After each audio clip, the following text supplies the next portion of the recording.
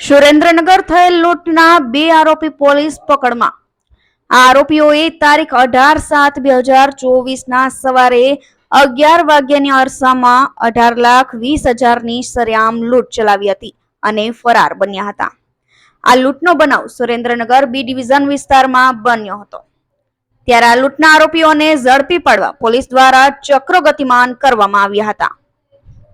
ત્યારે પોલીસની SOG, LCB અને સુરેન્દ્રનગર બી ડિવિઝન પોલીસ દ્વારા અલગ અલગ ટીમો બનાવી આરોપીઓને ઝડપી પાડવા ચક્રો ગતિમાન કર્યા હતા। ત્યારે સીસીટીવી ફૂટેજ તેમજ અદ્યતન ટેકનોલોજીની મદદથી આ આરોપીને ઝડપી પાડ્યા હતા।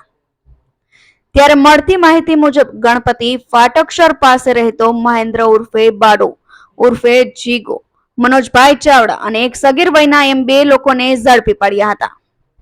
ત્યારે જેઓ પાસેથી 2,53,000 રોકડ રકમ, છરી, મોટરસાયકલ મળી આવ્યું હતું। ત્યારે પોલીસ દ્વારા આ બાબતે કાયદેસરની કાર્યવાહી હાથ ધરી વધુ તપાસ હાથ ધરી છે। કલ્પેશ વાઢેરનો report, Gujarat national TV news, Surendranagar.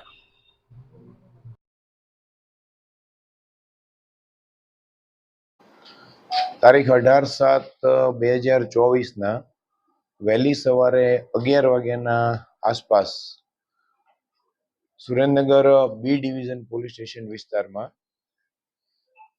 Chimanlal Bhagwanji and કંપનીના 2 વ્યક્તિઓ મોટરસાયકલ ઉપર 18,20,000ની રોકડ રકમ લઈ અને બેંકમાં જમા કરાવવા માટે જતા હતા।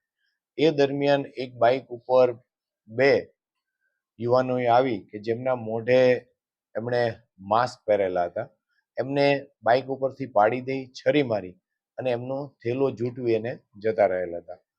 આ બનાવ ગંભીર પ્રકારનો હોય LCB, SOG, B division police સ્ટેશનની અલગ અલગ ટીમો બનાવવામાં આવેલી હતી।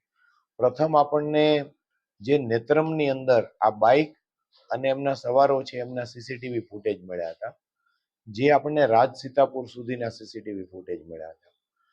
અને ત્યારબાદ આ ટીમોએ હ્યુમન ઇન્ટેલિજન્સ, સીસીટીવી ફૂટેજ અને ટેકનિકલ સર્વેલન્સના આધારે તપાસ કરતા આપણને ગણપતિ ફાટસર વિસ્તારના 2 વ્યક્તિઓ મહેન્દ્ર ઉર્ફે બાડો ઉર્ફે જીગો મનોજભાઈ ચાવડા અને એક સગીર વયનો આરોપી કે જે બંનેએ બાઇક ઉપર જઈ અને આ ગુનાને અંજામ આપેલો હતો। આ બંને આરોપીઓને ગઈકાલે રાત્રે અટક કરવામાં આવેલા છે અને એમની પૂછપરછ દરમિયાન એ વસ્તુ સામે આવેલી છે કે આ 2 ઉપરાંત આ આરોપીઓએ અગાઉ આ વેપારી જે બેંકમાં જમા કરાવવા જાય છે રૂટની રેકી કરેલી છે અને આરોપીઓને અન્ય આરોપીઓએ ટીપ આપેલી છે। એટલે એમાં એક વધુ આરોપી માર્શલ અમરનાથ આર્ય એ પણ ગણપતિ ફાટસરમાં રહે છે, એનું નામ ખુલ્યું છે। તપાસ દરમિયાન અત્યાર સુધી 2,53,000 રૂપિયાની રોકડ રકમ, ગુનામાં વપરાયેલ છરી, મોટરસાયકલ અને મોબાઈલ રિકવર કરવામાં આવેલા છે।